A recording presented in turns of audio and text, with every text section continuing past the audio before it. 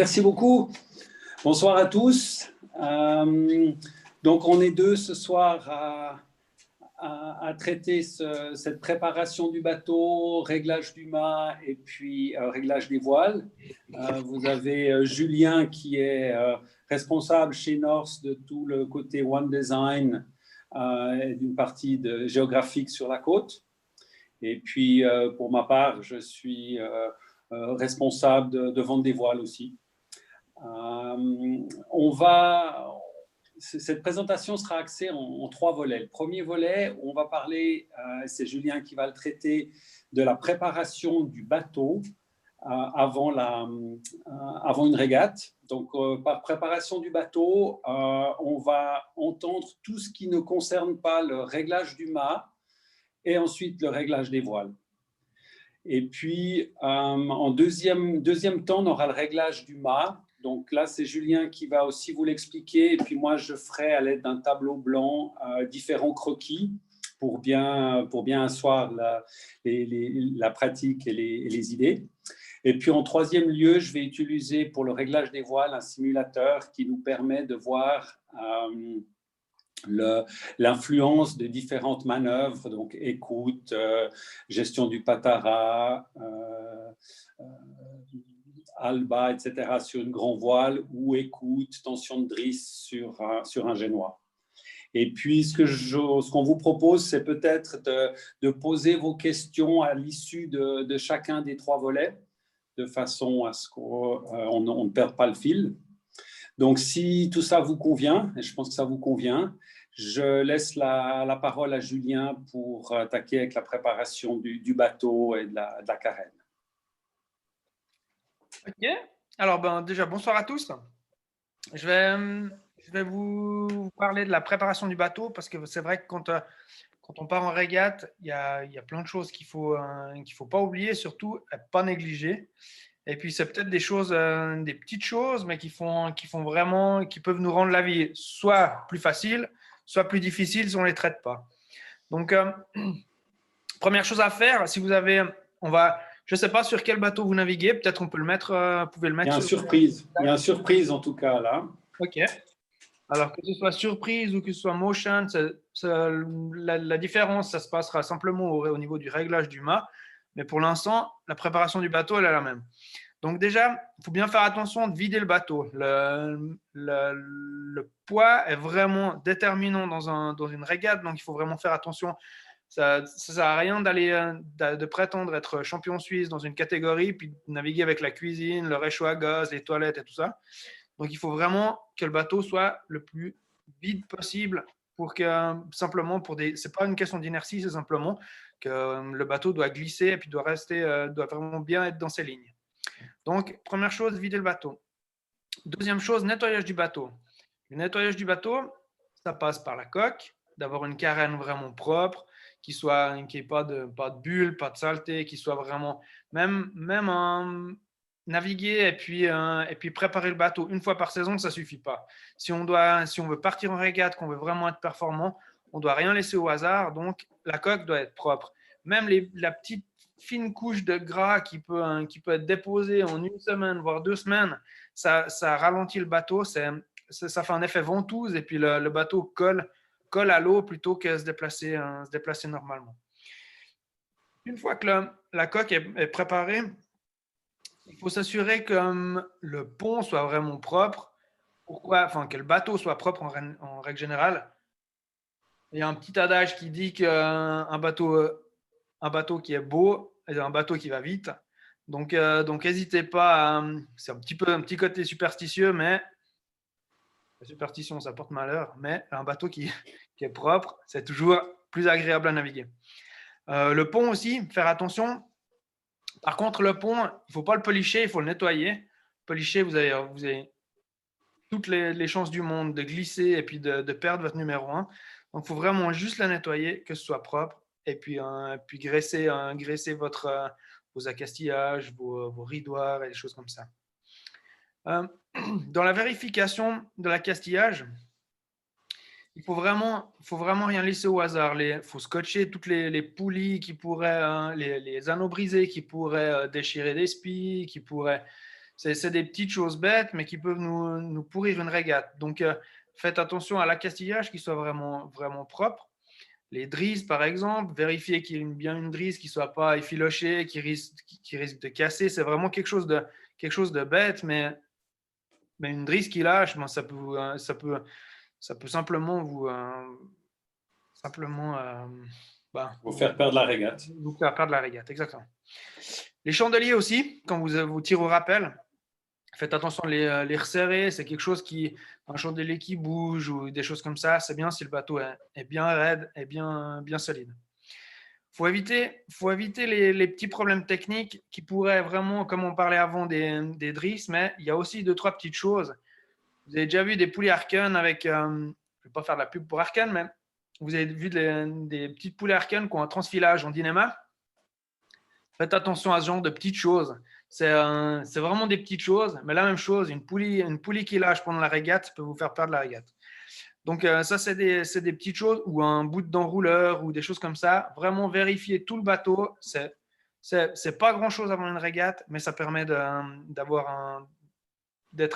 à 100% le jour de la régate. Après cette préparation, on va passer avant de passer au réglage du gréement, il faut que vous puissiez réunir l'équipage et puis définir une communication que vous allez avoir à bord. Alors, c'est sûr qu'il faut s'entraîner pour arriver à quelque chose de bien, mais surtout définir une communication qu'il y aura à bord.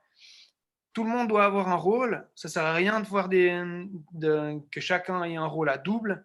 Il faut que chacun soit bien clean dans sa manière de communiquer et puis puisse donner le maximum d'informations sans que ça tienne le crachoir tout le temps et puis qu'il y ait toujours quelqu'un qui monopolise le canal de communication.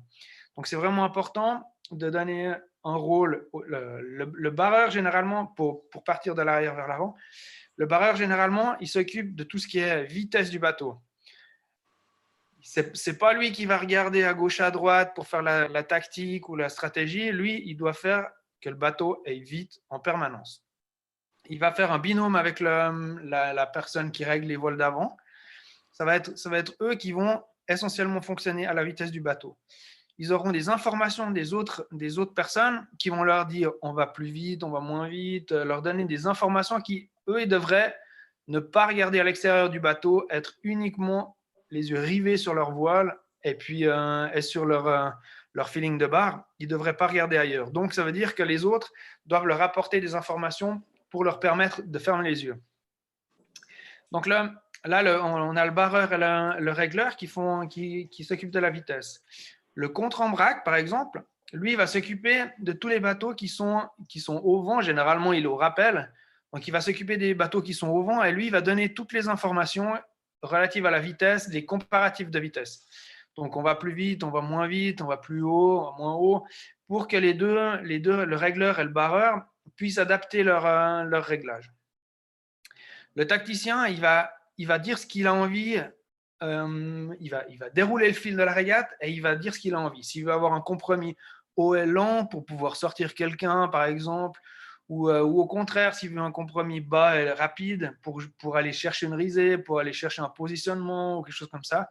Et puis après, le barreur et le régleur vont faire en sorte que le bateau soit plus vite, soit moins vite, plus haut.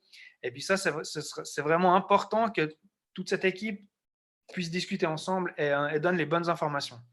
Après, le numéro 1, il va certes faire les manœuvres et s'occuper du pont, mais lui, il va s'occuper plus particulièrement de la vision à long terme, c'est-à-dire de dire sur le plan d'eau, il y a plus de vent à gauche, à droite, il va informer le tacticien, et puis il va dire si tout d'un coup, il y a un bateau qui est en perdition au milieu du plan d'eau, ou s'il y a un bout de bois ou des choses comme ça, de faire attention. C'est lui qui doit donner toutes ces informations.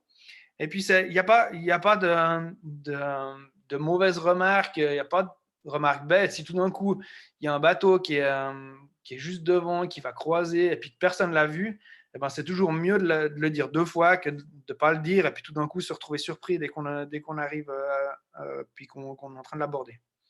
Donc ça, c'est vraiment le rôle de tout le monde. Et puis, toute cette équipe va donner des informations le tacticien va synthétiser tout ça et puis le barreur va transformer ça en performance pour le bateau. Et puis les informations, c'est vraiment quelque chose d'important. Il faut que les informations soient neutres. C'est pas parce que le numéro 1, tout d'un coup, ils se sont poussés des ailes qui doit dire moi j'irai à droite, moi j'irai à gauche. Parce que simplement que déjà, le tacticien, il a déjà son schéma dans la tête. Donc, il doit pas avoir à essayer de comprendre le pourquoi le numéro 1 a dit moi j'irai à gauche ou à droite. Il doit donner des informations neutres en disant il y a plus de vent à droite, il y a plus de vagues à droite ou à gauche, il y a plus de bateaux à gauche ou à droite. Et puis le tacticien, il va faire son jeu au milieu de ça.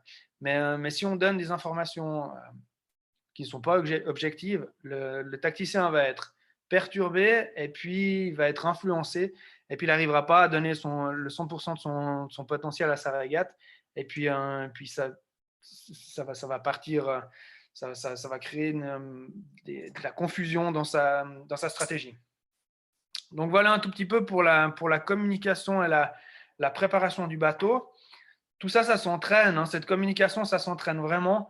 Et puis, je pense que ce qu'il faut généralement faire, c'est faire une méthodologie de manœuvre, savoir exactement quand on fait quoi sur le bateau, à quelle position, quand on arrive à la bouée au vent, quand on fait savoir pendant un jibe set, pendant une olafée, pendant n'importe quelle manœuvre, qui fait quoi. Et puis, plus on l'entraîne et plus on essaie de faire une routine, plus les manœuvres vont être fluides et plus l'équipage aura du plaisir à naviguer. Et c'est au final ça qu'on cherche. C'est vraiment avoir un équipage qui a du plaisir à naviguer et puis il va être performant s'ils ont du plaisir. Ou au moins de ne pas s'embêter sur le bateau. Il y a, juste avant de passer au réglage du mât, l'important aussi, c'est de se donner un objectif, mais un objectif qui soit réalisable. Si on n'est jamais monté sur le bateau et puis qu'on a envie d'être champion du monde, ça ne le fait pas.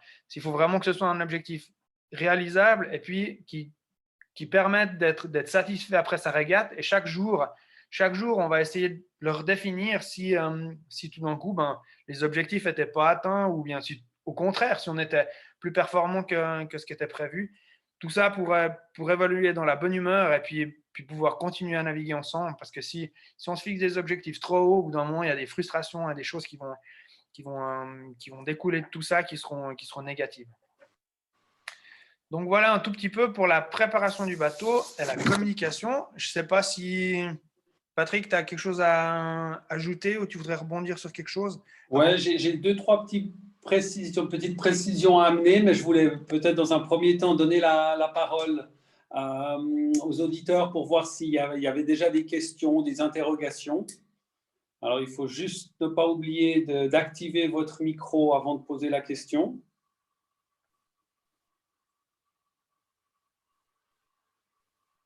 Ok, apparemment, il n'y a pas de questions. Moi, je voulais revenir sur 3 points et rebondir sur un des derniers éléments. Tu parlais de méthodologie. Ce qui est très important, c'est de définir, ou en tout cas d'avoir un vocabulaire clair entre les équipiers pour bien se comprendre. Il y a 36 000 façons de dire qu'un bateau va passer devant ou va passer derrière. Donc, on établit certaines règles. La première règle, qui est peut-être un peu égoïste, et ce n'est pas comme ça qu'on a été éduqué, mais on va toujours parler de soi en premier. Donc, quand on est bord à bord avec un bateau, et l'équipier qui va commenter la performance relative des deux bateaux, cet équipier va toujours parler de nous en premier. C'est-à-dire que si vous entendez plus haut, plus vite, c'est simplement, et ça c'est le rêve, ou près d'être plus haut, plus vite, c'est simplement que notre bateau navigue plus haut et plus vite que l'autre bateau. Donc, s'assurer que ça, c'est bien clair, que chaque mot qui est prononcé a la même signification pour l'ensemble de l'équipage. Faites une fois le test, vous verrez que ce n'est pas garanti d'avance. Donc ça, c'est pour moi extrêmement important. On a également, vous savez, on parle tactiquement de côté gauche du plan d'eau et de côté droite du plan d'eau. Le côté gauche, gauche et droite, c'est défini par rapport à la direction du vent au près. Ce qui veut dire que quand on est au vent arrière, le côté gauche est à droite et le côté droit est à gauche. Donc, c'est aussi ça, simplement pour ne pas avoir de doute quand quelque chose est annoncé par un équipier. Ensuite, je voulais revenir sur les drisses et puis les écoutes. Effectivement, une drisse qui casse, c'est souvent la perte de la régate ou l'abandon de la régate. Simplement, c'est prévisible. C'est prévisible parce que toutes les drisses ont un endroit, ont un point faible qui est généralement à la sortie du mât. En tête de mât, c'est là où on ne le voit pas, ou éventuellement dans un coinceur au pied du mât.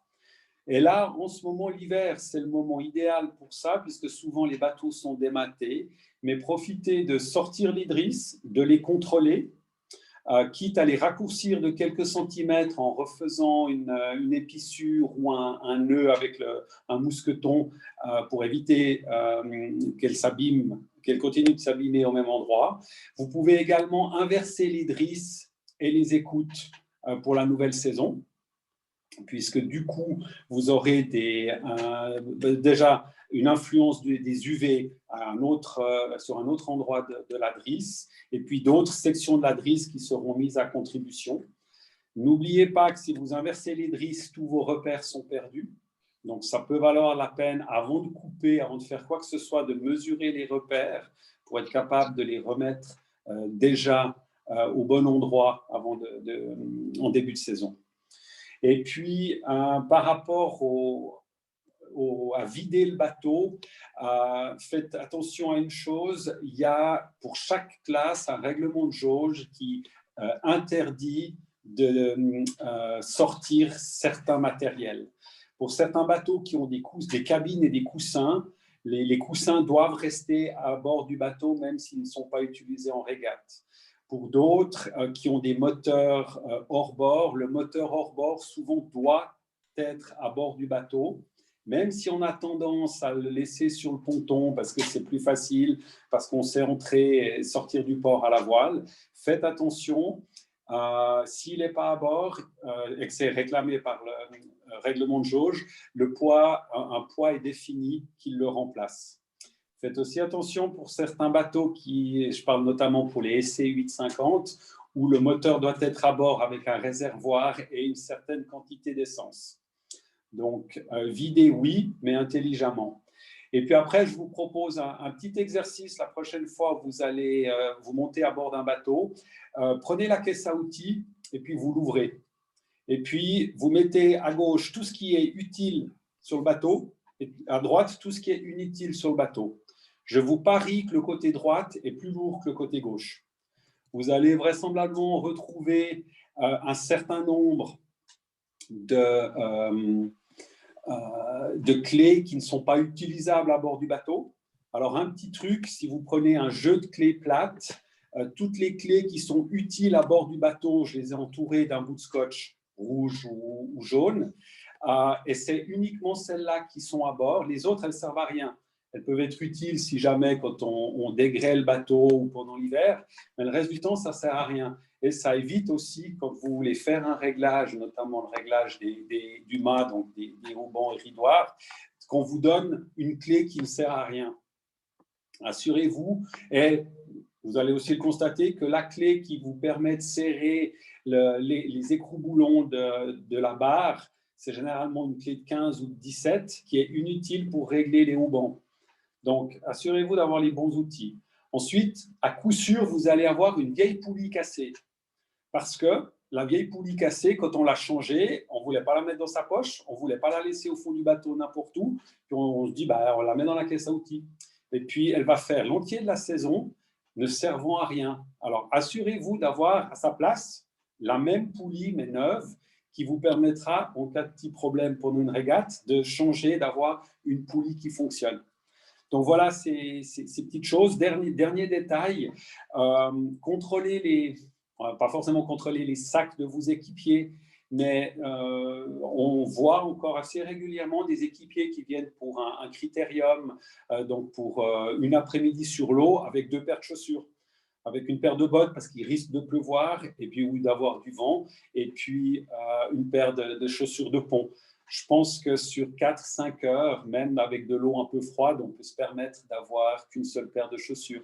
Ce sont des détails, mais regardez les équipiers la prochaine fois et vous allez vous souvenir de ça. Vous pouvez encore économiser un tout petit peu de poids. Et puis, pensez, si vous avez un peu de nourriture, de bien vous coordonner pour qui amène quoi. Sans oublier le tire-bouchon. C'est possible qu'en début de saison, il ne soit pas à bord parce qu'on l'a sorti en fin de saison. Mais organisez-vous pour éviter d'avoir trop ou pas assez. Voilà au niveau de ce que je voulais rajouter sur la préparation. Je ne sais pas si là, vous avez encore des questions. J'oublie jamais le tire-bouchon. Merci Yorick. Oui. Mais tu l'oublies jamais, généralement, après la première fois. Mais je sais que toi, on peut te faire confiance sur ce point-là. Tu es prévenant. Donc, ouais. Julien va parler du réglage du mât. En parallèle, vous allez avoir un tableau blanc sur votre écran où je vais schématiser ce qu'il nous présente.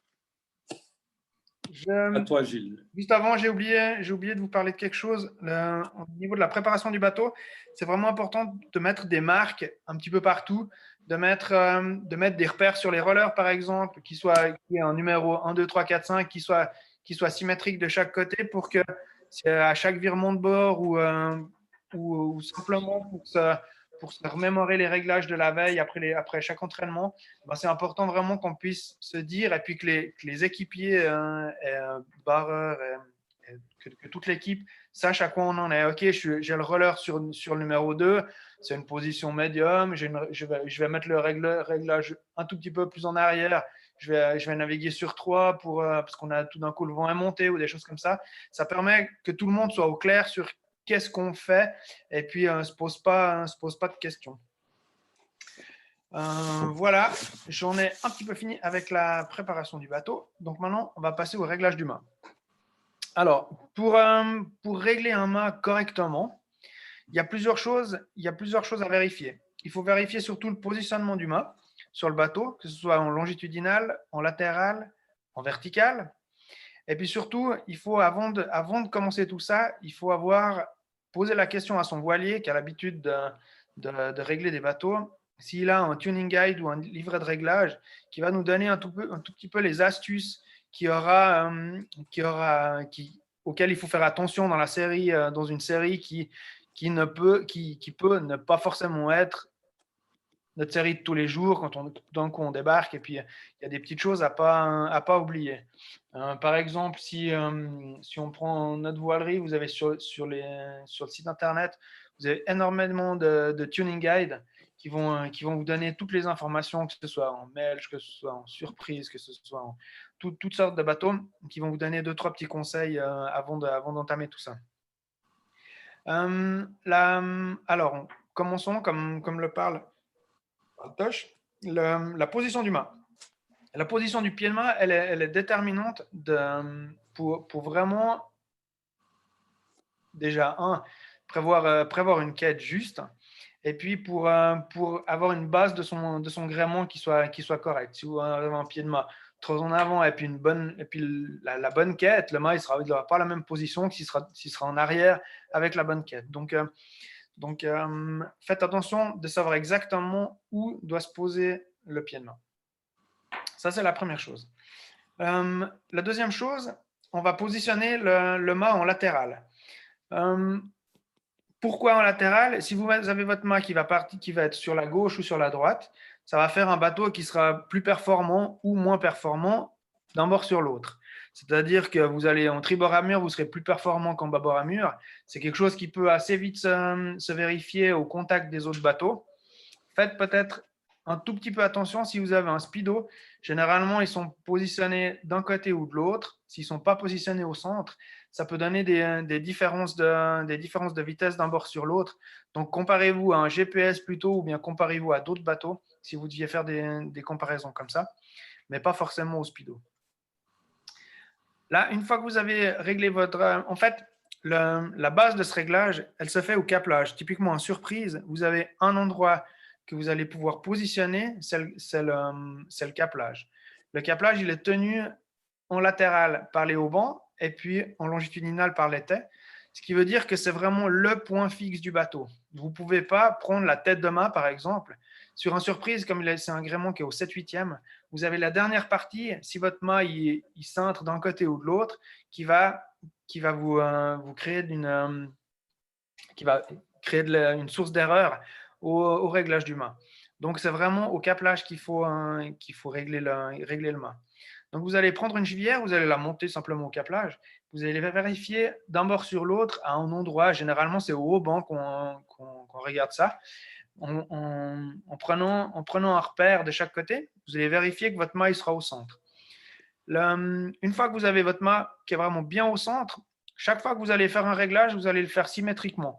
Si tout d'un coup, vous deviez reprendre des haubans, comme votre réglage il est au centre du bateau, vous allez vraiment le faire symétriquement en avant ou en arrière. Plus ou moins de haubans. Une fois que vous avez votre mât qui est vraiment bien positionné en latéral, on va s'occuper le positionnement longitudinal. Le positionnement longitudinal, il va avoir une influence. Jules, si tu permets, je t'interromps juste. Peut-être petite précision, quand on parle de mesurer la distance, on va prendre effectivement avec la chevillère la distance que vous avez entre ce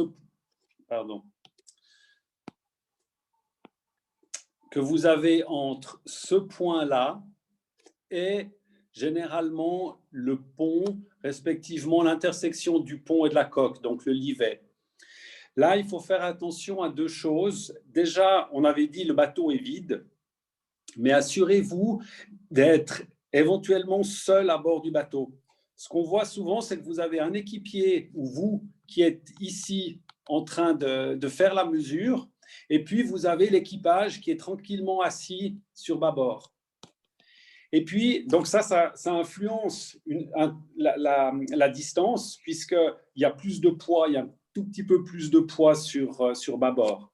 Puis ensuite, lorsque vous allez passer de ce côté, vous serez 3 voire 4 personnes de ce côté, ça va faire gîter le bateau sur bâbord, en l'occurrence, et puis vous allez avoir une différence sur cette longueur ici par rapport à l'autre longueur.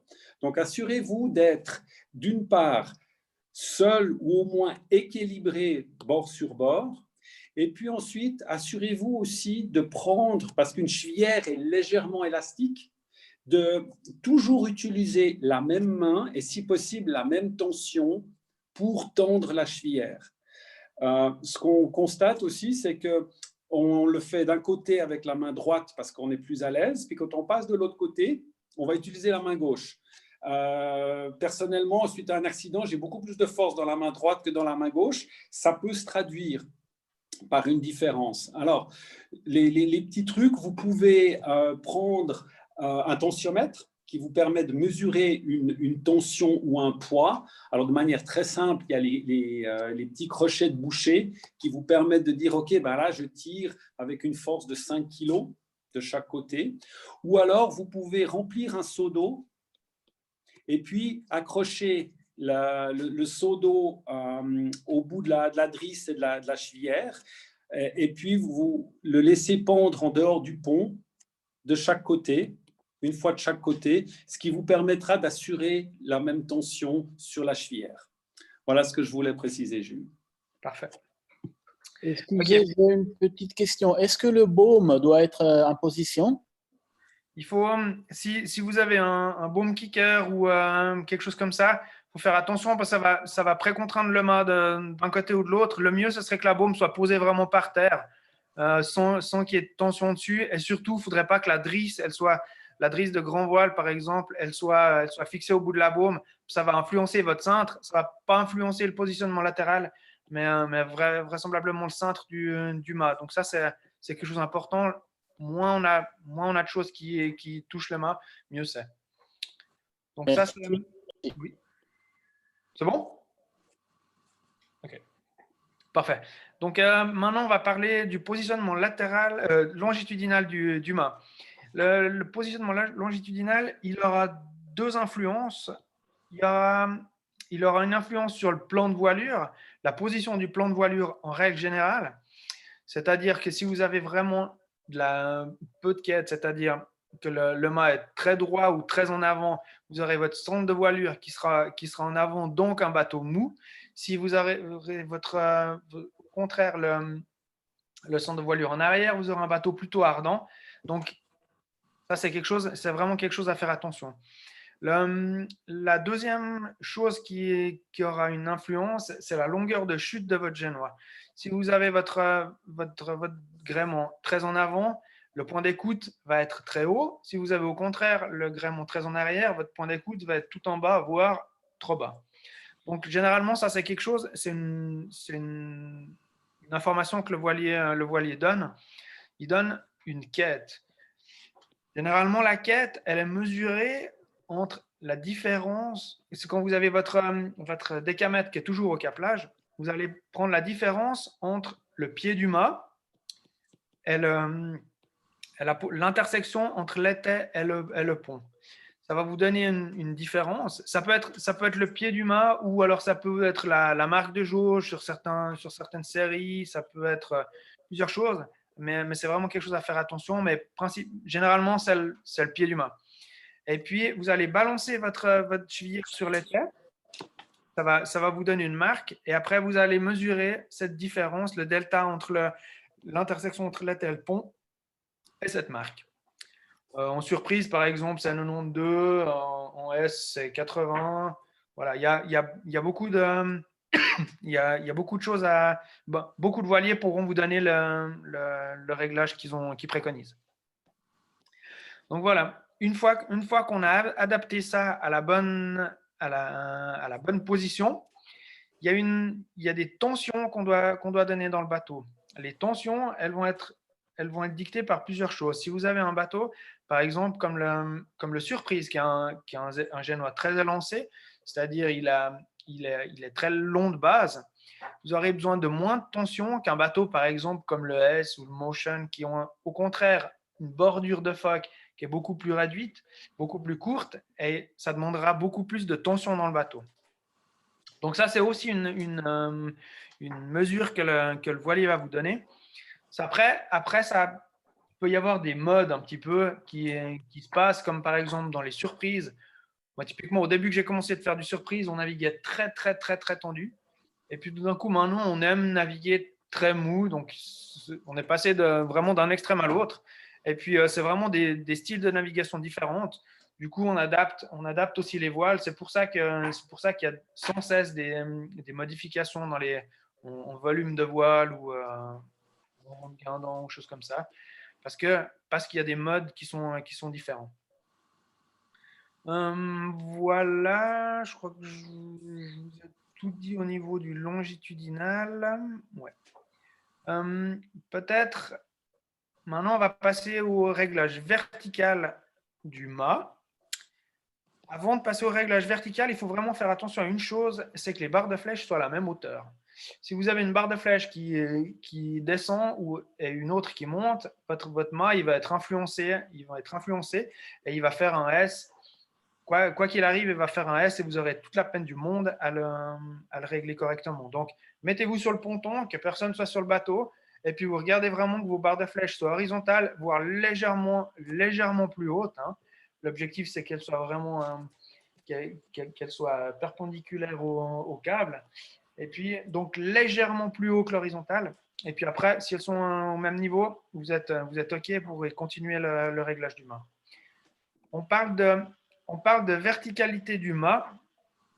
Vous allez regarder votre mât en longitudinal et en latéral. La même chose cette fois.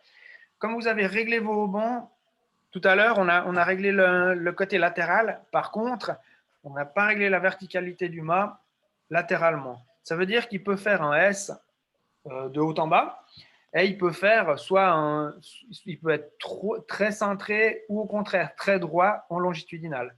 Donc, on va regarder dans les deux directions. Ça veut dire premièrement, on va regarder notre mât. OK, vous allez voir, vous dites, bon alors, là, il est très précentré, donc ça veut dire le voilier va vous donner une mesure à respecter au niveau cintre du mât.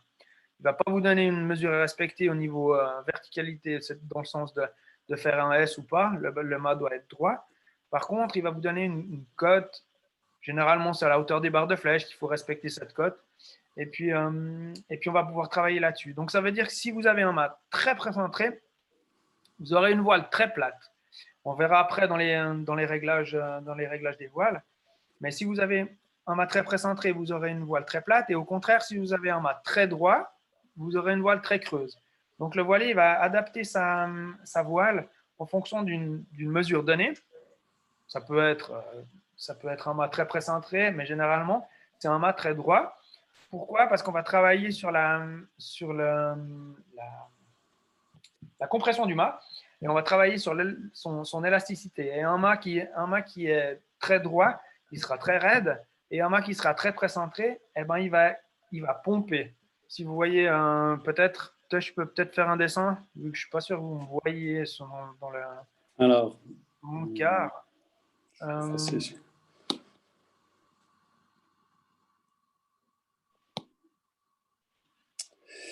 Alors, hop, ça vient. Hop, on Problème. va mettre un bateau qui est sur l'eau. Voilà. Et puis,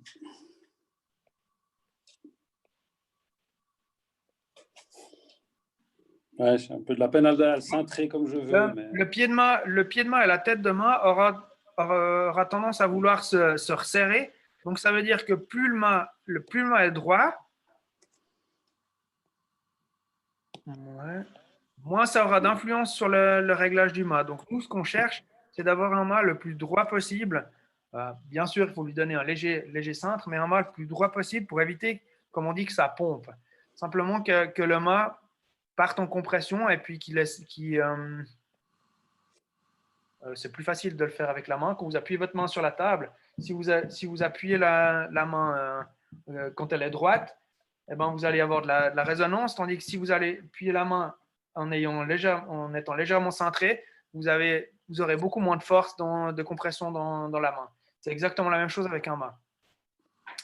Voilà, donc ce qu'on va chercher à faire, c'est mettre le mât droit. Donc on va regarder notre mât, si on voit qu'il est trop précentré, on va se dire, bon, alors on va corriger en tendant les bas au banc, c'est-à-dire en redressant le mât et en tirant le mât sur l'arrière, que ce soit d'un côté ou de l'autre. Donc votre mât, on part du principe qu'il est trop précentré, et après, on va regarder s'il fait un S ou pas, ou si au contraire il est très droit.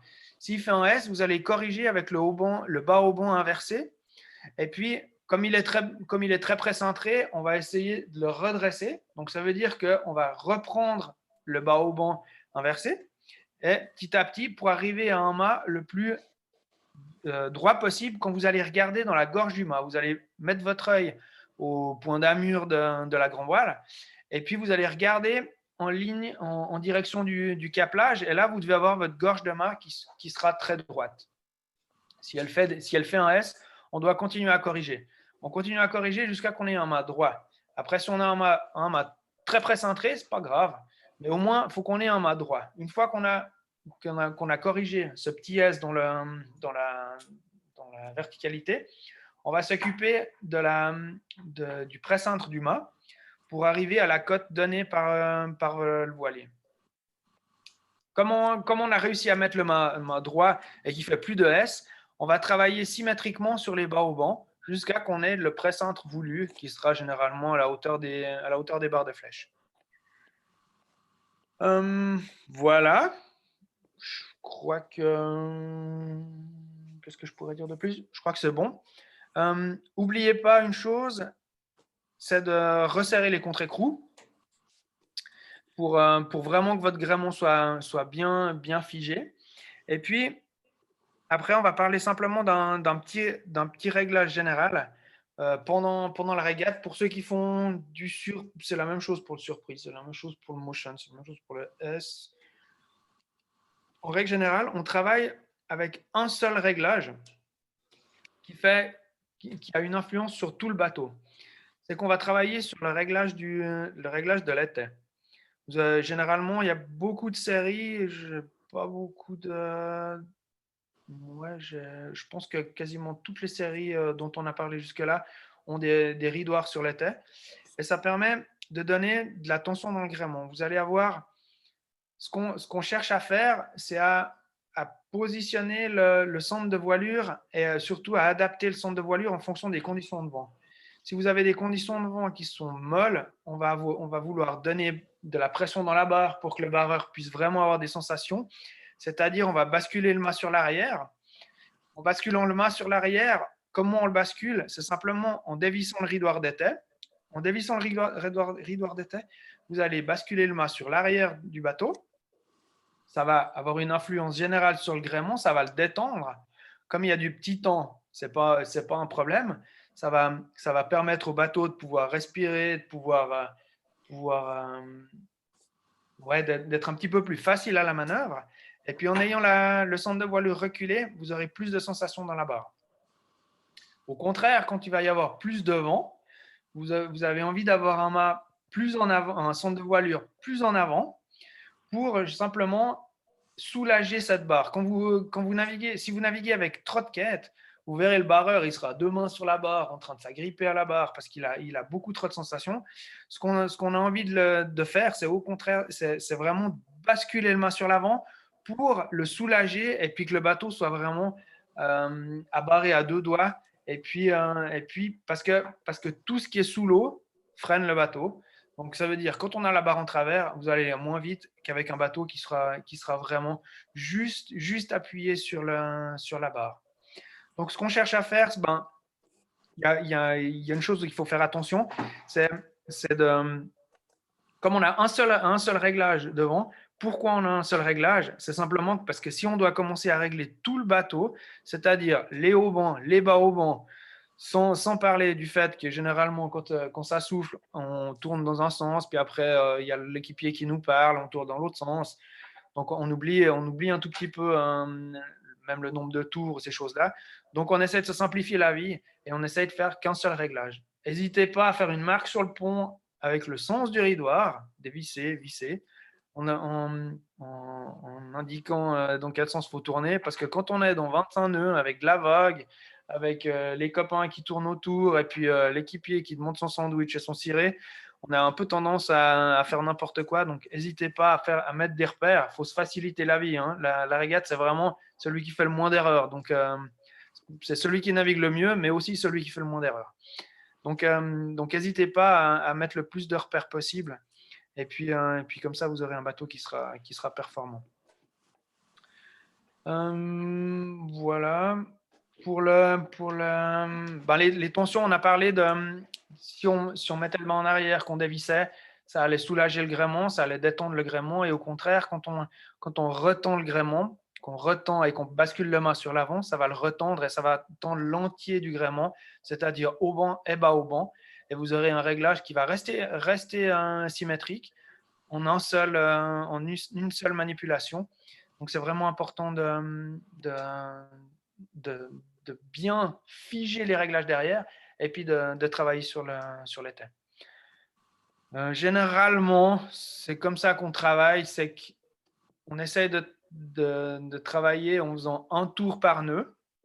On travaille entre 2 et 3 cm sur le réglage de l'étai. La règle, c'est un petit peu, en tout cas chez nous, c'est comme ça. C'est un tour par nœud. Ça vous permet d'avoir une bonne idée de ce qu'on fait et de faire attention de toujours revenir à la base le soir quand on rentre de régate pour que le lendemain, on parte à zéro. On a une base, on tend plus ou moins en fonction des conditions de vent. C'est sûr qu'on ne va pas regarder notre anémomètre et puis aller changer toutes les 5 minutes de réglage. On part sur une base de 5 nœuds. Tous les 5 nœuds, on change de réglage, sachant que dans les régates, on n'a pas le droit de régler en navigation, on a le droit de régler entre les manches. Donc, essayez de regarder entre les manches qu'est-ce que vous avez comme conditions de vent. Il y a les conditions de vent et il y a aussi les conditions de vague qui sont importantes. Vous aurez besoin d'un petit peu plus de puissance dans la vague et un petit peu moins en eau plate. Donc, faites un petit peu attention à ça. Et puis surtout, demandez bien au barreur qu'est-ce qu'il ressent, ce qu'il a dans la barre. et quelles sont ses sensations. Ça va vraiment aider pour le réglage du gréement. Voilà, est-ce que Tosh, tu as envie de rebondir? Il y a quelque chose qui… Quelqu'un a envie de rebondir? Juste avant les questions, oui, je voulais effectivement rebondir sur deux petites choses. Profitez également de l'hiver et de la préparation du bateau lors du matage, par exemple, de graisser, de bien nettoyer et de bien graisser vos ridoirs de façon à ce qu'ils puissent être facilement réglés.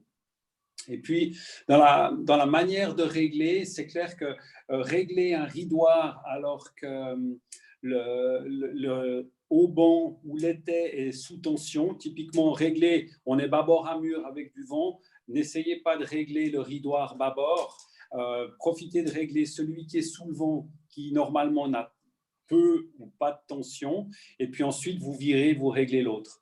Ce sera beaucoup plus facile que d'essayer de régler sous tension.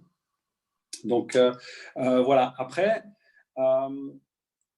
essayez d'avoir les sensations, de vous rappeler des sensations lorsque vous avez un bateau qui peut, et ça peut arriver, dont le mât est beaucoup trop tendu. Vous allez en fait avoir nettement moins de sensations. Le bateau sera plus dur à la relance, les voiles seront plus difficiles à régler, les équipiers seront peut-être moins précis, auront de la peine à régler les voiles, et puis vous allez avoir l'impression de ne pas avoir grand-chose dans la barre. Ça, c'est un message comme quoi le bateau est mal réglé, mais souvent que le mât est beaucoup trop tendu.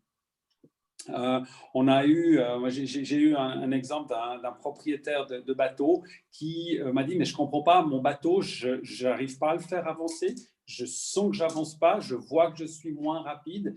Qu'est-ce qui se passe? Je suis allé régler son mât, j'ai enlevé 20 tours, je dis bien 20 tours, 2 fois 10 sur chaque hauban. Donc, il avait un bateau qui était extrêmement blindé, qui ne transmettait aucune information. Donc, voilà pour le côté un peu sensation. Je ne sais pas si vous avez des questions sur le réglage du mât avant de passer au réglage des voiles. J'aurais une question sur les outils, typiquement les tensiomètres de hauban et tout ça. Il y a le bon vieux tensiomètre de chez Bucher, et puis il y a le Spinlock. Puis j'ai essayé, j'ai acheté le Spinlock, et puis dedans il y a toutes les mesures en mesure barbare anglaise, et surtout il n'y a pas de mesure surprise. Alors, c'est fort dommage. Ouais, je vais répondre de deux manières. En fait, bon, d'une part, dans un premier temps, l'instrument, il faut que pour toi, il soit facile à utiliser. Alors, le Spinlock est effectivement assez facile.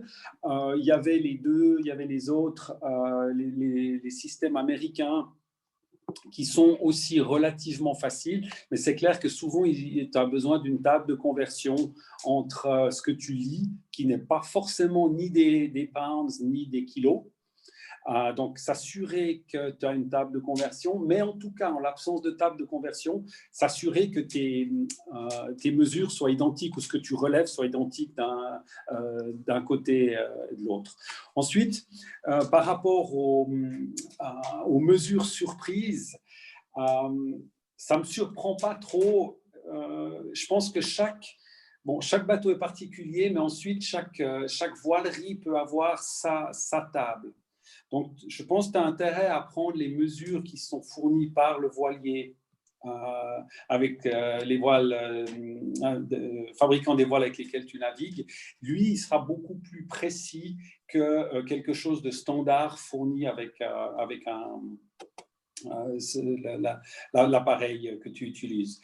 Ce qu'il faut savoir, c'est que chaque voile a sa forme particulière. Chaque voilerie fait en fait ses voiles par rapport au bateau. Elles sont de triangulation identique, mais de volumes différents. Et c'est là-dessus où il y a différentes choses. Et ces volumes peuvent aussi influencer un réglage de mât différent. Donc, demande à Jules, il t'envoie avec plaisir les tensions qu'il faut pour le surprise. Ok, Ça merci. répond à ta question? Ouais, c'est super. Ouais. Nous, par exemple, on travaille avec les tensiomètres. On a deux styles de tensiomètres. C'est soit le tensiomètre avec les deux lames en alu, soit le tensiomètre avec un ressort. Et puis, vraisemblablement, les tensiomètres avec les deux lames, ils ont tendance à… Déjà, ils vieillissent. On utilise toujours le même. Ils ont tendance à se déformer. Ils moisissent au fond du bateau. Mais ils sont un petit peu moins fiables que celui qui a le ressort. Et puis quand on compare deux, t'as pas vraiment les mêmes tensions. Donc, moi, je privilégierais celui qui a le ressort, le noir, là, le PTF2, sauf erreur. C'est celui qui est c'est le plus fiable en tout cas. Ok, merci. Et puis, assurez-vous d'avoir un instrument qui est adapté au diamètre du câble pour avoir une mesure précise. Et puis, c'est quelque chose, c'est assez facile à faire quand on a l'habitude. Donc, ne réglez pas ou ne décidez pas pour la première fois de mesurer la tension du mâle 5 minutes avant de prendre le départ d'une régate. Mais faites-le plusieurs reprises pendant la saison. Profitez des championnats du monde du mardi ou du mercredi soir pour vous assurer que vous avez une tension de gréement qui correspond à la force du vent avec laquelle vous allez naviguer. Ça vous permettra aussi de prendre l'habitude, comme le mentionnait Jules, dès la fin de la régate, de remettre le gréement à ce qu'on appelle la base, qui est généralement pour 4-5 nœuds. Comme ça, vous savez que chaque fois que vous montez à bord du bateau, vous avez votre gréement, vous savez où il est tendu. Si je reprends l'exemple de ce bateau qui était surtendu, il y a fort à parier qu'ils sont sortis une fois quand il y avait du vent, ils ont tendu le gréement, et puis ils sont rentrés, ils ne l'ont pas détendu. Ils ont fait une régate, 2-3 semaines après, il y avait peut-être une bise un peu plus importante et ils ont retendu le gréement. Puis à un moment donné, ils ne savaient plus du tout où ils étaient. Donc, faites bien attention d'avoir ces chiffres, d'avoir le bon tensiomètre, et puis notez quelque part dans le bateau les chiffres. Le petit truc, c'est un autocollant blanc sur lequel on peut écrire avec le feutre, comme ça, pour les propriétaires de bateau, il n'y a rien qui reste, ça n'abîme pas le gel coat, mais comme ça, vous avez tout sous la main. Encore des petites questions ? Alors, si ce n'est pas le cas, je vais passer, on a encore un petit peu de temps, je pense qu'on en aura pour une demi-heure environ, au réglage des voiles et puis surtout aux influences des différentes manœuvres. Alors, je vais utiliser un simulateur pour ça, mais j'aimerais juste mettre le cadre de départ où vous avez… un bateau, en fait, c'est un équilibre. C'est un équilibre entre différents éléments. Vous avez effectivement une coque qui a différents appendices et puis un mât qui, lui aussi, a différentes caractéristiques et puis une grand voile. Donc, on aura… C'est le vent qui fait avancer le bateau. Donc, le vent, il va avoir une influence sur la voile d'avant, la grand voile, et puis, vous avez sûrement remarqué que si je navigue qu'à la grand voile, j'ai un bateau qui a tendance à être ardent, c'est-à-dire à remonter tout seul contre le vent. Pourquoi ? Parce qu'on visualise, en fait, en quelque sorte, un axe qui est plus ou moins entre les deux voiles, ici, et qui vient plus ou moins sur le lest. Et le bateau va tourner, en fait, autour de cet axe. Donc, quand j'ai beaucoup de grands voiles, le vent effectue une pression sur l'arrière du bateau, et c'est pour ça que le bateau a tendance à aller tout seul contre le vent. Et puis, si je navigue qu'avec un génois, mon bateau, il y a une pression assez importante sur l'avant. Du coup, mon bateau aura tendance à être mou, à s'éloigner du vent tout seul. On voit quelquefois dans les ports des bateaux qui essayent de sortir à la voile. Comme c'est plus facile de dérouler un génois ou de le hisser que de hisser la grand voile, il déroule le génois. Le bateau vient totalement mou et est poussé où le barreur ne veut pas aller. Donc, essayons de garder en tête cet équilibre entre les deux voiles parce que Au moment où l'équilibre est cassé et rompu entre les deux voiles, ben, vous allez avoir des choses qui se passent sous l'eau pour faire aller le bateau droit, et principalement sur le safran. Et comme l'a mentionné Julien avant, ce qui est sous l'eau, c'est un frein, et puis chaque coup de barre est un frein. Donc, essayons d'avancer avec une barre droite, et pour ce faire, on peut agir sur différents réglages sur les voiles. Alors, je pense que c'est assez clair pour vous. Si je prends une grand voile, le premier réglage que j'ai, c'est l'écoute de grand voile. Donc, on verra effectivement l'influence de l'écoute de grand voile. Ensuite, j'ai vraisemblablement sur la majorité des bateaux, dans le cockpit, un chariot de grand voile. Je le dessine comme ça, longitudinal, mais c'est clair qu'il est latéral. Et puis, j'aurai encore une bordure de grand voile qui me permet d'aplatir ou non la grand voile. Et puis, sur certains bateaux, notamment les bateaux de régate, j'ai un Cunningham qui me tire, qui m'étarque le guindant de la grand voile vers le bas, qui peut aisément remplacer une tension de grand voile. Et puis, un des derniers, mais il y en a encore plusieurs, il y a le Patara. Donc, je vais, au travers du simulateur, reprendre ces différents éléments. Si je me base sur un génois, ben, j'aurai principalement l'écoute de génois. J'aurai également la tension de Driss. Rares sont les bateaux qui ont des Cunningham sur le génois le Foc, mais ça existe. Et puis, j'aurai encore ici, alors là, il est longitudinal comme ça, le chariot qui me permet d'ouvrir ma chute si je le recule ici, respectivement de la fermer si je l'avance. Donc, si j'avance mon chariot, je vais fermer ma chute, donc l'attendre. Puis si je le recule, je vais détendre, ouvrir ma chute. Ok, alors je vais juste switcher sur le simulateur. Pour l'instant, est-ce que vous avez des questions? Bon. Alors.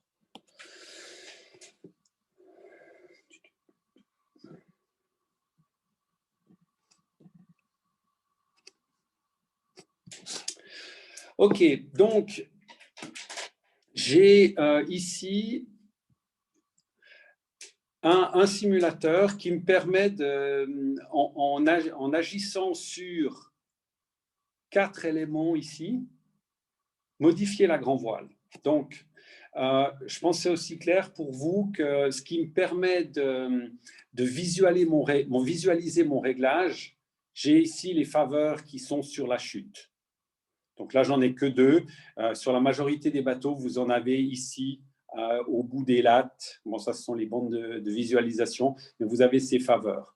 Ce qu'on va chercher à faire, c'est avoir des faveurs qui sont horizontales, qui flottent, qui volent sans être trop perturbées. Ces faveurs vont montrer en fait l'écoulement de l'air, des molécules d'air, le vent, dans la voile. Donc, plus je borde, plus ma chute se tend, ici, comme vous avez pu le constater, et ce qui a pour conséquence de faire disparaître mes faveurs, parce que ma voile ayant un angle trop fermé par rapport au vent, ben, au moment où l'air quitte la voile ici, il a tendance à partir derrière, puisqu'il veut reprendre la direction générale du vent, ma voile étant trop bordée. C'est pour ça que les faveurs partent derrière. Donc, ce qu'on va chercher lorsqu'on règle la grand voile, c'est d'avoir des faveurs qui volent et qui sont bien horizontalisées comme ça. On va accepter ou tolérer, surtout pour les voiles qui ont une latte forcée dans les hauts, que la latte et la faveur du haut, partent légèrement sous le vent. Parce que si vous n'acceptez pas ça, la grande partie de la chute sera sous-bordée. Donc, une voile pas assez bordée, on voit 2 choses. La première, les faveurs qui volent anormalement, et puis une chute ici qui n'est absolument pas tendue. C'est la grand voile qui nous fait loffer, c'est la chute ici qui nous fait faire du cap. Donc, si votre bateau, si vous avez de la peine à faire du cap, premier réflexe, regardez si votre grand voile est correctement bordé. J'ai une petite baguette magique ici qui me permet de trouver le réglage optimum en fonction de la force de vent. Actuellement, j'ai 12 nœuds de vent réel et je suis à 41 degrés de vent réel. Maintenant, on va utiliser en fait le deuxième réglage important, c'est le patara. Votre patara, il va, lorsqu'il vous le tendez, va vous permettre en fait de tendre le câble qui est derrière et de cintrer le mât. C'est pas la même chose que le cintrage. Déjà, c'est pas la même chose que la quête. Ça va certes tirer un tout petit peu le mât sur l'arrière, ça va tendre un tout petit peu l'étai, mais surtout, ça va vous cintrer le haut du mât. La tête de mât va de ce fait se rapprocher un tout petit peu du pont. Si la tête de mât se rapproche du pont sans que vous touchiez à l'écoute, la tension de chute va être modifiée. Donc là, je n'avais pas de patara. Regardez dans cette zone-là, au moment où je prends du patara, vous voyez la chute qui s'ouvre. Là, elle se ferme et là, elle s'ouvre. Et ça, c'est typiquement un réglage, surtout sur les bateaux en gréement 7 8e, 9 10e pour les grandes surprises, mais les essais surprises motion, extrêmement puissants. Au moment où vous voyez une risée sur le plan d'eau et que le numéro 1 annonce la risée, risée dans 3, risée dans 2, risée dans 1, risée dedans, ben, vous anticipez à 1, vous prenez du patara, ça aura pour effet de creuser, d'ouvrir la grand voile dans ses hauts et d'éviter que le bateau gîte ou gîte trop, ce qui va vous permettre de ne pas devoir corriger trop fortement avec le safran. Du coup, votre safran reste dans l'axe, vous n'avez pas de frein, vous n'avez pas de coup de frein sous l'eau, donc vous n'allez pas perdre de vitesse. N'hésitez pas à m'interrompre si c'est pas clair. Et puis, je pense que comme vous n'avez pas regardé que la chute de grand voile, mais si vous regardez ici le guindon et l'étai, vous allez le voir pivoter lorsque je choque du patara. Donc là, on a tendance à le voir, il a tendance à partir sous le vent. À l'inverse, quand je prends du patara, je tends mon étai, donc j'amène mon guindon de génois, respectivement de phoque, dans l'axe du bateau. Donc c'est là qu'on voit qu'en général, à partir de 8-10 nœuds sur les bateaux que j'ai mentionnés, on aura tendance, puisqu'on ne peut pas forcément régler la tension de l'étai en navigation, on aura tendance à prendre un tout petit peu de patara pour tendre l'étai. On a vu qu'en prenant du patara, ça ouvre un peu la chute. N'hésitez pas à reprendre un tout petit peu d'écoute de grand voile pour garder la tension de chute. En revanche, quand les airs vont continuer de monter et que vous allez continuer de prendre du patara, eh bien, à ce moment-là, vous n'allez pas reprendre de l'écoute puisque vous voulez justement soulager le bateau. Et puis, si je vous montre depuis l'arrière l'effet du patara, vous allez voir en fait le bateau se redresser et la grand voile s'ouvrir. Et ça, la gestion du patara est une manœuvre extrêmement efficace. Donc, les surprises, les pataras, en général, les bateaux de régate, les pataras sont bien dimensionnés. Ils doivent être faciles à régler. Il y a différents moyens pour avoir des repères sur les pataras, surtout que souvent vous avez des petits palans de chaque côté, donc on peut avoir un réglage neutre ou un repère au milieu du patara, mais pensez à l'utiliser. C'est souvent le barreur ou le régleur de grand voile qui travaillent le patara.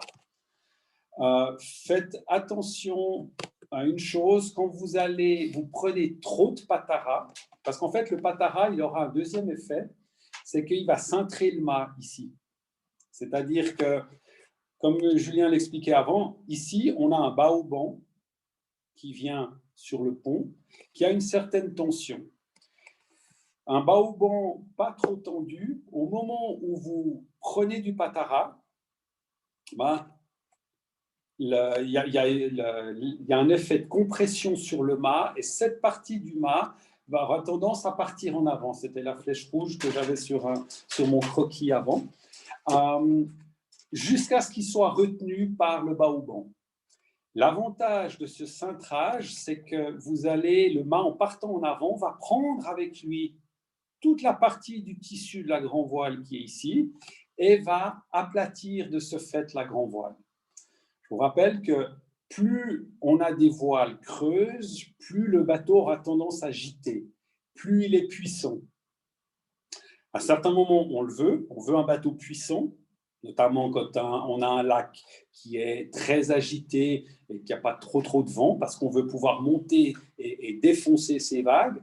En revanche, sur un lac plat, un petit joran sympa vers chez nous, côte suisse, côte française, il est peut-être un petit peu plus démonté, le lac, mais on veut être le plus plat possible. Donc, on aura tendance à prendre du patara pour affiner la grand voile, de même qu'on aura tendance à prendre de la bordure. Je n'ai pas de simulateur de bordure ici, mais en gros, plus le vent va monter, plus je vais chercher à prendre de la bordure pour aplatir ma grand voile. Je ne dis pas que moins il y a de vent, moins il faut avoir de bordure. Gardez une bordure avec un tout petit peu de tension dans la pétole molle pour que la voile ne soit pas complètement ronde, pour que l'air puisse circuler dans la voile. Et puis, au moment où le bateau commence à avancer, là, vous pouvez commencer à régler la bordure, quitte à la choquer un tout petit peu.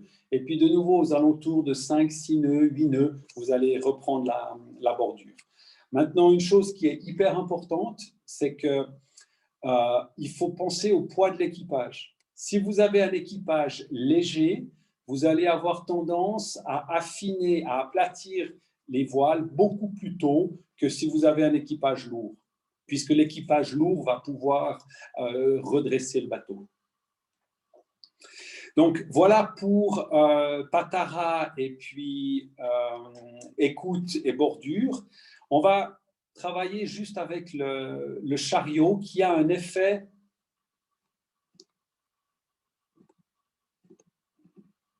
voilà.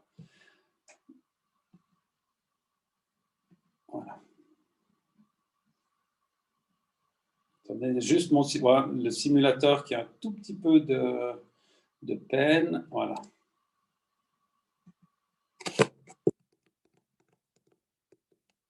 Bon. Pendant qu'il se met...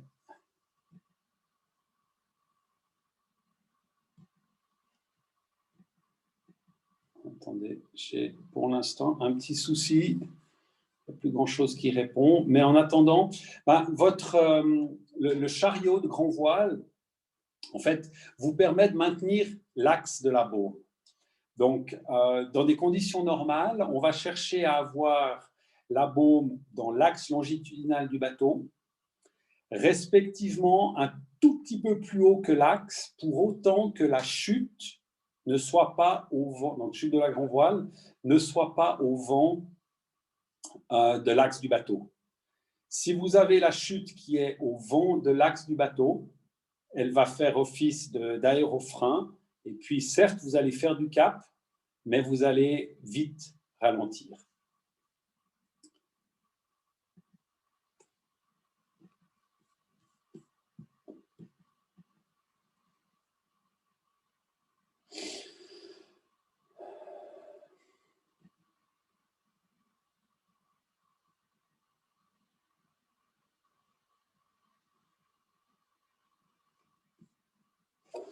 J'ai juste un tout petit peu mal pris parce qu'il ne réagit plus tellement.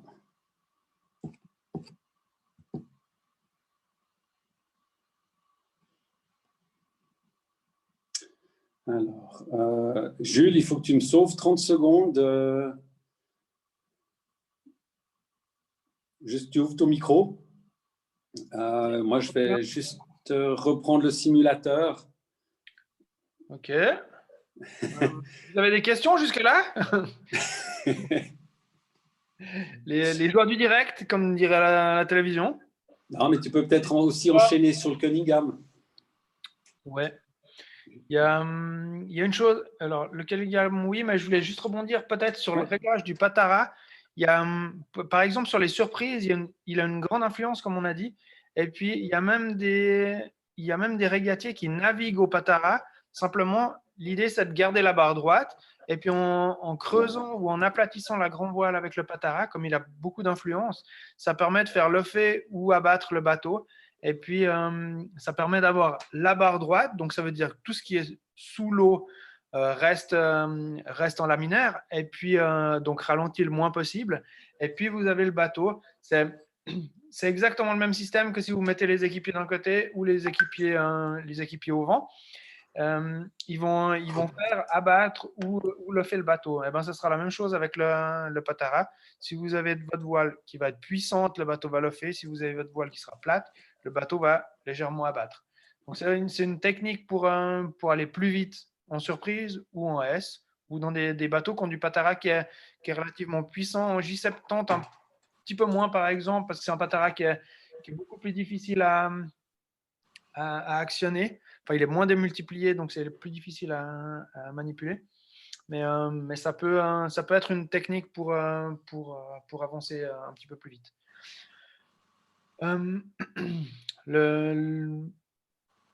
C'est bon, Tosh, ou pas? Ouais, c'est bon. Là, apparemment, je suis reparti. Donc, Okay, alors, je te laisse poursuivre. Merci pour l'interlude. Pas de problème. Donc, si je parle du chariot, le traveler, ben, on va voir, effectivement, on va agir sur l'angle de la grand voile. Donc, effectivement, lorsque je choque mon chariot, donc je le descends, mon bateau se redresse, ma baume part sous le vent. Donc, à ce moment-là, mon bateau se redresse par rapport à l'effet ardent du bateau.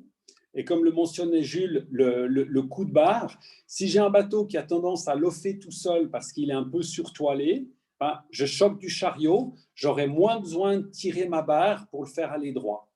Donc voilà un effet du chariot, de choquer le chariot. Maintenant, il faut faire attention à une chose. Je mentionnais avant dans le réglage de l'écoute et du Patara que ce qui fait loffer le bateau, c'est la partie arrière de la grand voile. Donc, vous aurez vite compris que si on choque du chariot, bah, notre chute, là, je fais l'inverse. Je prends du chariot, mon bateau gîte, ma chute, ou plutôt, ma chute vient dans l'axe du bateau, presque au vent.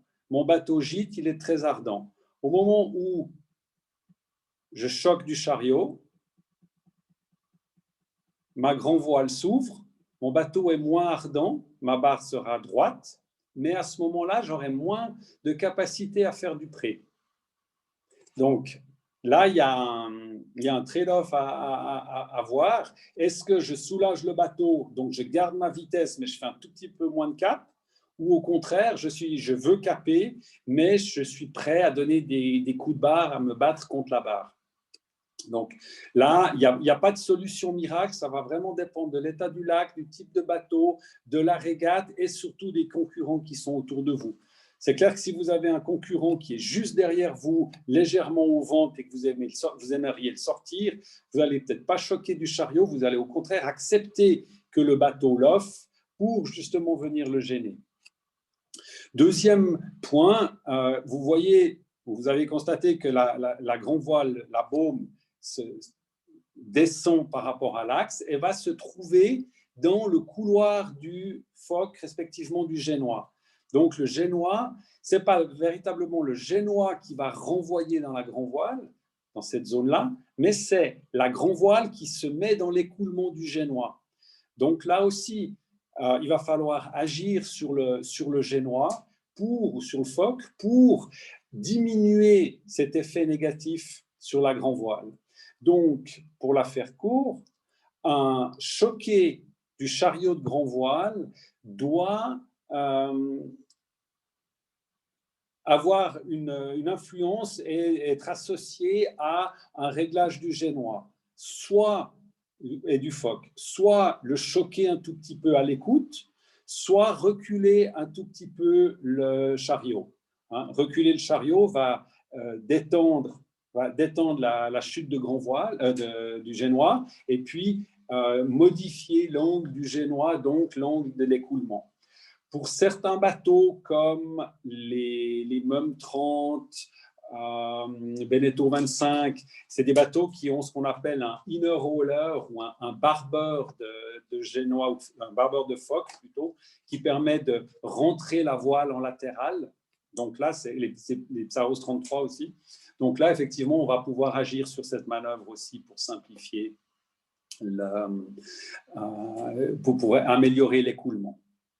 Donc, chariot, oui, à manier avec précision, en étant bien au clair sur ce qu'on veut faire. Si on doit caper, on va peut-être pas trop travailler avec le chariot.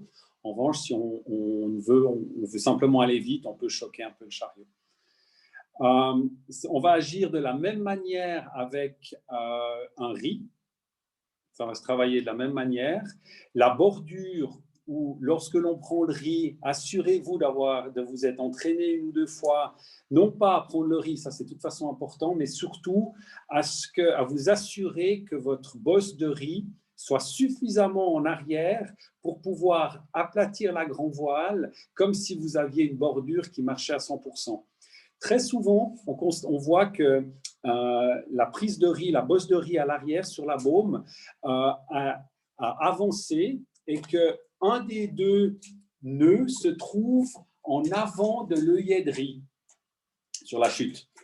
Donc à ce moment-là, vous ne pouvez pas aplatir ou étarquer la nouvelle bordure comme vous le souhaitez. Donc vous allez avoir une voile creuse et puis du coup, vous allez gîter plus que ce que vous voulez.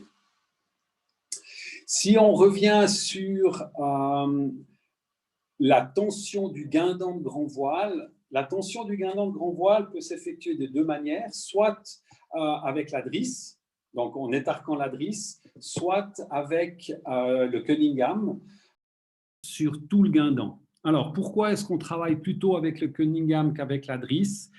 Pour 2 raisons principales. La première, c'est que votre drisse, en termes de facilité, généralement, elle est sur un winch.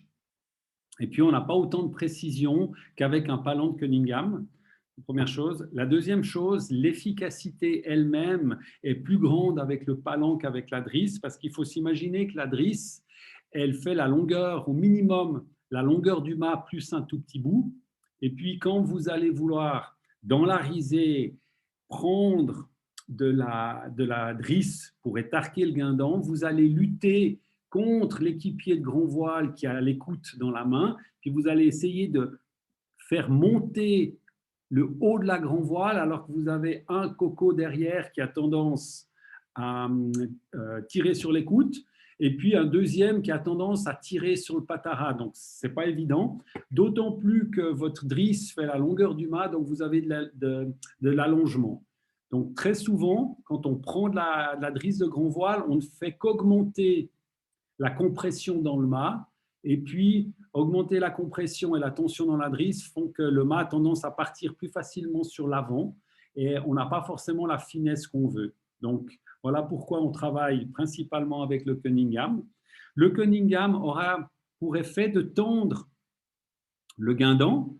Donc, si vous regardez la bande de creux ici, vous allez voir que cette partie-là, plus je prends, alors c'est peu visible, mais regardez bien cette zone ici. Là, je vais choquer de la drisse respectivement du guindon. La voile se creuse un tout petit peu. Et au moment où je reprends du Cunningham, j'aplatis cette partie de la voile. Donc, vous l'aurez compris, en aplatissant la voile, j'ai un bateau qui va moins gîter, j'affine le profil, je suis plus efficace quand le vent monte. Ça, c'est l'efficacité du Cunningham pour une grand voile de ce style, donc triangulaire. Pour les bateaux qui ont des grands voiles à tête carrée, donc qui sont un petit peu plus grandes dans les hauts, et surtout pour les catamarans, vous avez un dessin de grand voile et de renforts et de fils sensiblement différents.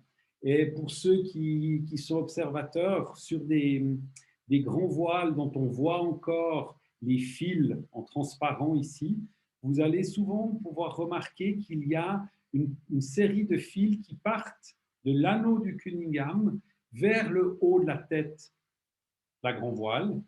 Et l'effet, là, c'est lorsqu'on prend du Cunningham, on aura tendance non seulement à affiner le profil, ça c'est déjà vu, mais à ouvrir le haut de la grand voile. Et pour ceux qui font du catamaran, vous verrez que ce réglage est hyper important et on travaille énormément avec le Cunningham, avec des tensions assez folles, parce qu'au moment où la risée rentre, si votre catamaran gîte, en fait, quand la risée rentre, vous voulez accélérer. Le catamaran, comme il est assez léger, la risée va le faire gîter. Au moment où vous gîtez, vous n'avez pas la possibilité de tirer légèrement sur la barre pour abattre et accélérer, parce que quand il gîte, pour éviter qu'il chavire, vous êtes obligé de pousser la barre. Donc, si vous ne réagissez pas, vous n'ouvrez pas la grand voile, d'une manière ou d'une autre, vous n'allez pas pouvoir accélérer. Sur un catamaran, vous n'avez pas de patara, donc vous ne pouvez pas prendre un tout petit peu de patara pour ouvrir le haut de la grand voile. Et puis, si vous travaillez, vous choquez trop de chariot, tout de suite, vous perdez en cap, sans accélérer. Alors que là, le Cunningham va vous permettre d'ouvrir le haut de la grand voile et je vous promets, on tire comme des sonnets sur les Cunningham, sur les multicoques et c'est extrêmement efficace. Est-ce qu'au niveau grand voile, vous avez des questions avant de passer au génois? Ou Jules, est-ce que tu veux ajouter quelque chose? Non, comme tu disais, vraiment, c'est l'importance du Cunningham sur les. Moi, c'est simplement décuplé en multicoque, mais c'est vraiment une pédale d'accélérateur sur les bateaux.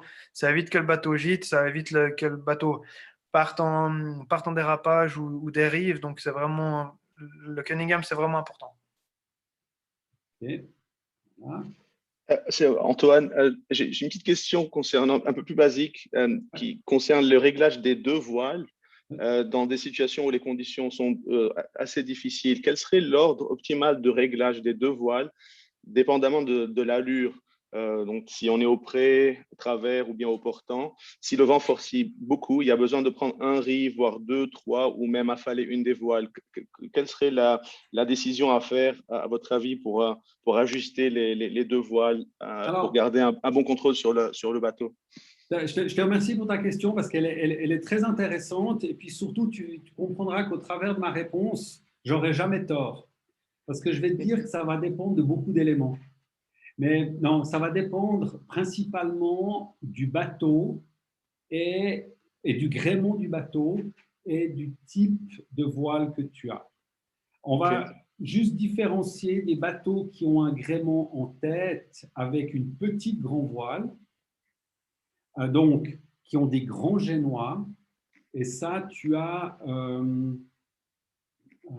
principalement des anciens bateaux qui ont tendance à garder assez longtemps une voile d'avant pour avoir de la puissance. Et puis, tu as des bateaux plus récents qui vont très rapidement plutôt changer la voile d'avant parce que c'est peut-être plus facile aussi. Et je reste dans un cadre de régate. Donc, si tu veux, pour simplifier, parce qu'autrement, on en a pour un petit moment et j'ai promis à Alexa que à 19h15, elle pouvait commencer l'autre présentation. Donc, si tu veux, dans un premier temps, tu vas vraisemblablement réduire ta voile d'avant. Soit parce que tu veux une voile plus petite, soit parce que tu veux une voile plus solide. Si tu prends par exemple un surprise, un grand surprise, le motion ou même les toucans, on passe du génois au phoque. Si on prend le grand surprise ou une surprise, c'est un très très bon exemple. On va passer dans un premier temps du génois au phoque. On va tendre un peu le gréement. On va travailler beaucoup plus avec la bordure et le patara pour la grand voile. Et puis, si ça continue de monter, on va être forcé de prendre un riz. Donc, voilà un peu l'équilibre. Petite remarque, très souvent, on a tendance à prendre le riz trop tard. Parce qu'on se dit, non, mais on va moins bien, je vais diminuer ma grand voile, je vais moins bien marcher. Faites 2-3 petites comparaisons, vous verrez que tant que vous faites du pré, essayez de prendre le riz un tout petit peu plus tôt, c'est mieux que de trop attendre. Parce qu'une grand voile qui est en vrac, qui phaseille parce qu'il y a trop de vent, va générer une traînée qui a tendance à faire, donc à ralentir le bateau et à le faire gîter un petit peu plus.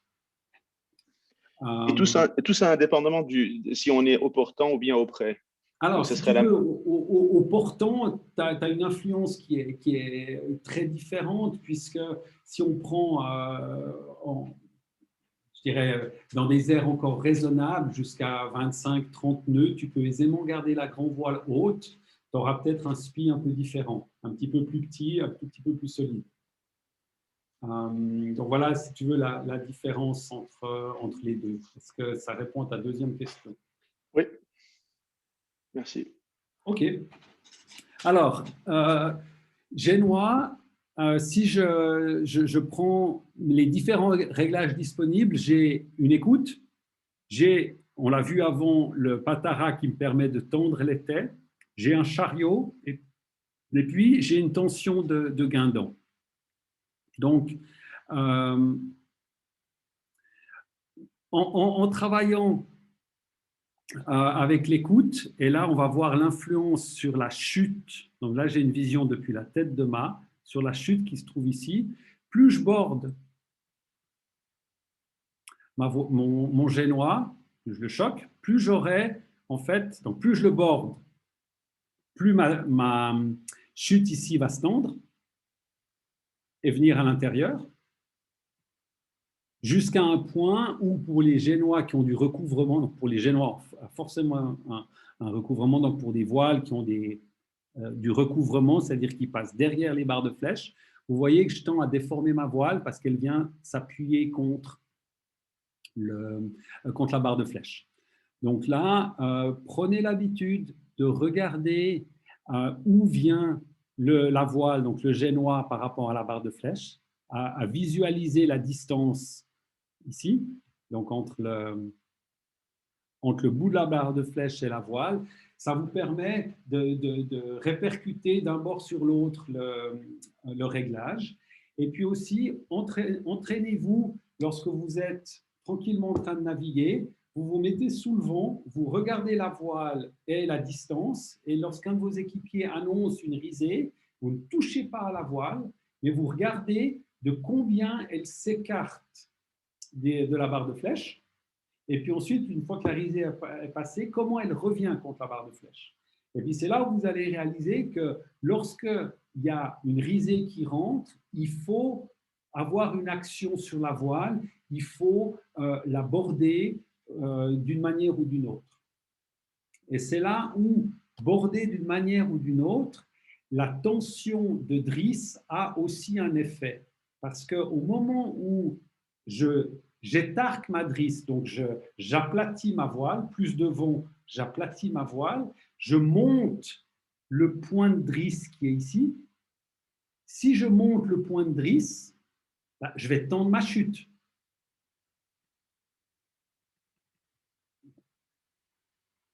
Donc là, je le fais juste à l'envers, je n'ai pas de tension de drisse. Regardez bien la forme de ma chute ici. Elle se tend. Donc, je vais aussi vous donner une vision un petit peu meilleure, où on voit aucun autre réglage n'est changé, mais je prends de la tension, ça m'aplatit la voile sur l'avant, ce n'est pas l'été qui se tend, hein, c'est la voile qui s'aplatit, et puis ma chute qui se tend. Ce n'est pas extrêmement visible. Je vais faire comme ça. Voilà.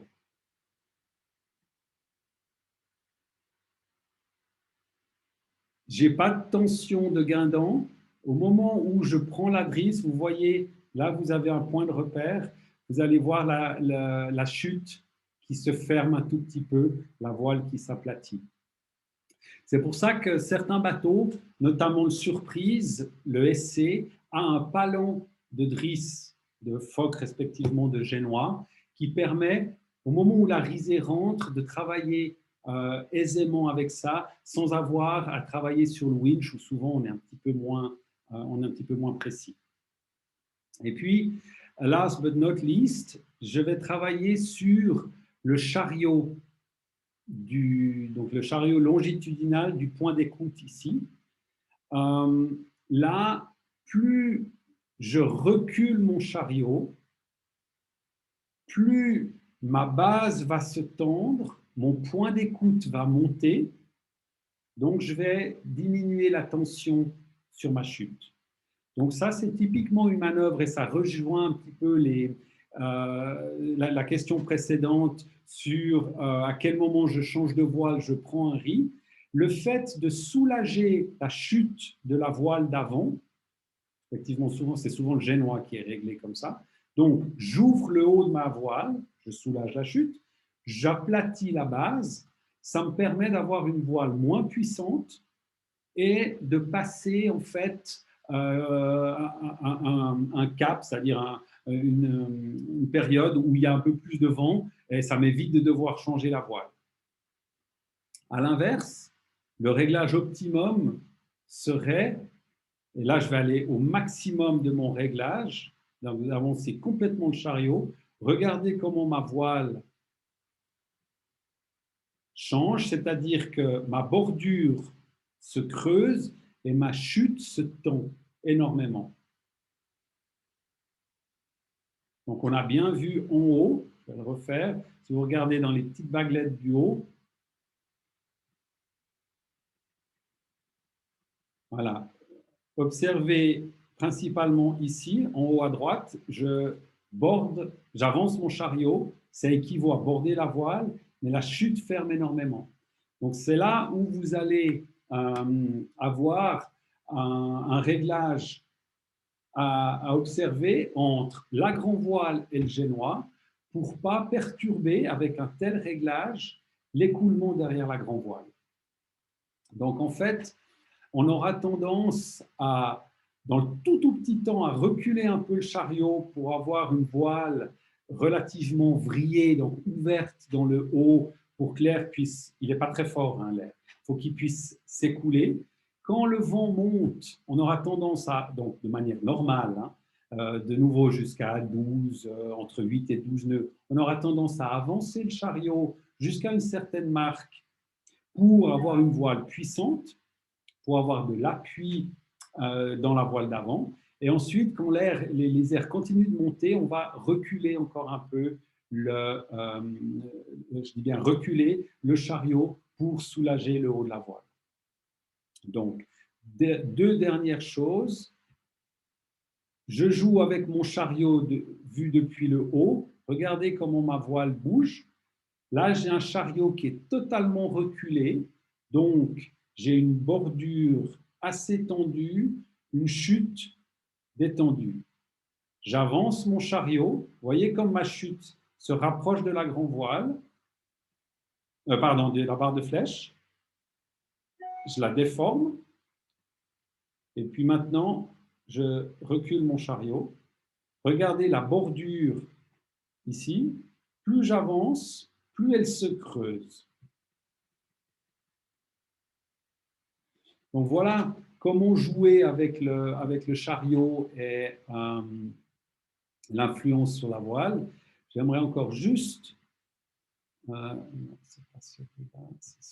voilà. J'aimerais encore juste vous parler de nos deux faveurs ici, dans une voile d'avant, où vous avez une faveur rouge côté bâbord de la voile, une faveur verte côté tribord de la voile.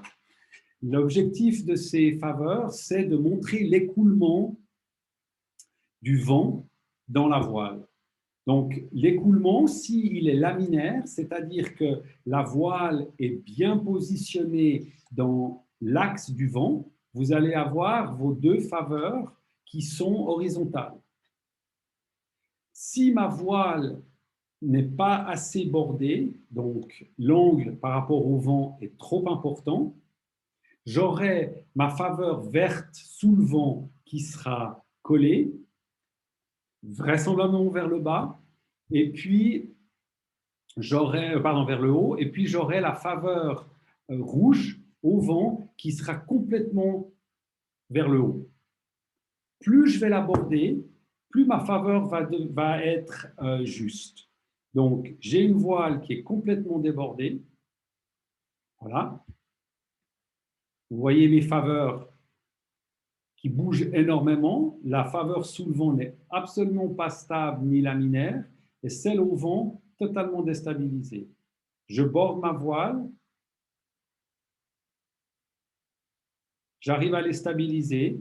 L'objectif, faveur sous le vent horizontale, vraiment laminaire, et puis on accepte que la faveur au vent monte un tout petit peu de 45 degrés. Ça, c'est dû en fait au creux qu'il y a ici et aux différentes perturbations et remous qu'on trouve ici.